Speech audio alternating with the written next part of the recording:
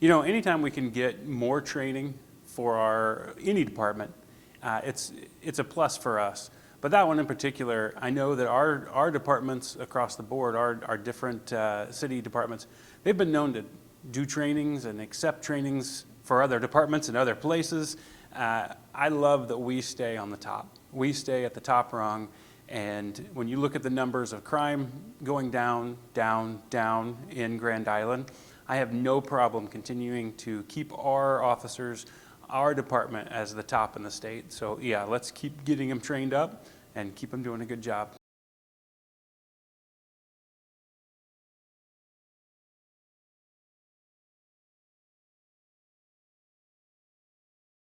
So it's a long report, but it's reflective of a lot of input from the community. That's what I loved about it. It wasn't a bunch of City Hall people getting together and saying, hey, you know what we should do? We should put in a park. It's not that. It's not that at all. It's a reflection of many people's input throughout the community. The whole project was well done to get a lot of input and study some things and look at some solutions going forward.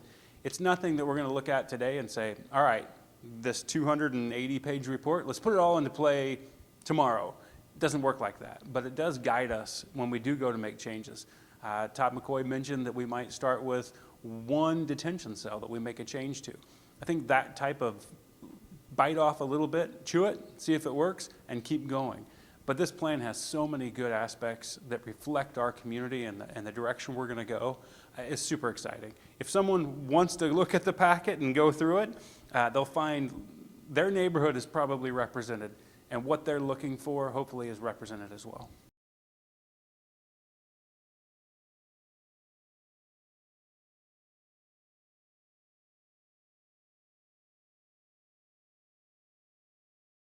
She had some good points, and I don't know that everybody understands the relationship between Jackrabbit, the city, and the company we hire to maintain it.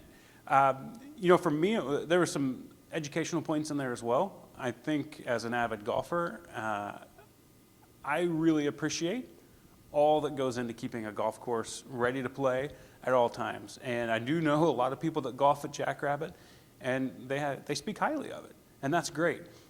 It wasn't a part of this plan. It was intentionally left out. So I don't know that this is our time to really dive into those needs.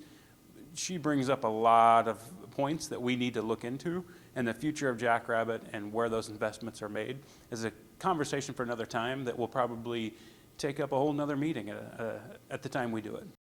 I think as we look at the future of Jackrabbit and the relationship with how it's managed, our relationship with the airport, I know, is going to come into question. Our relationship with the management company and the future needs, yeah, it's probably going to need its own plan, and it's going to take a lot of investigating to figure out where those dollars need to be spent when it comes to golf in this community.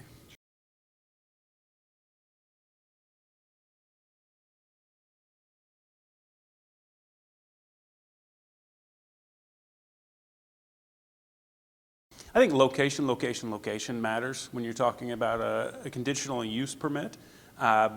We listen to people, and I know this is maybe not known to everybody, but if you come to a meeting and you tell us how you feel about something, we're listening. And the last one of these we got was right next to the golf course. It had a lot of valid concerns from a local business, the golf course, some folks that live out near there that are building out there, that this was not anticipated as something they were going to have as a neighbor. There's a lot of valid concerns that came up with, you know, what happens at one of these plants. Tonight we had no complaints. I don't know if, you know, those folks that are out there don't care.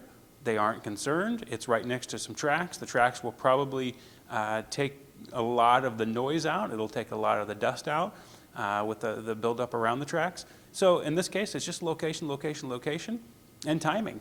No one came to tell us they didn't want it, so we're trusting that, that they're okay with it.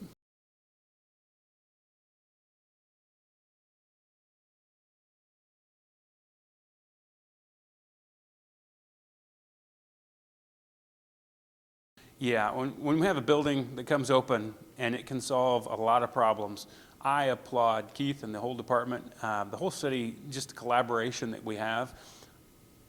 I've said a long time ago, from the beginning of my time on council, we got a lot of different departments, and I want to see them talk together, get together and figure out what can my issues and your issues be solved by one umbrella. One place to park all of our vehicles, one place to house some of our offices, and that's literally what this is going to be.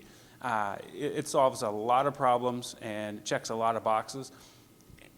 Fiscally, this is a superb plan. The fact that we can do this cash, as best I see, this is a great way that it's not going to cost us for generations to come. We're not leveraging future debt for this. We are doing this all the right way, and to be able to get a building that is going to be this big and this well used in a great location that keeps it from being vacant, it's fantastic. I am just so excited. The police department will have that home-based presence on the west side of town. It's good for the future of Grand Island to have this purchase.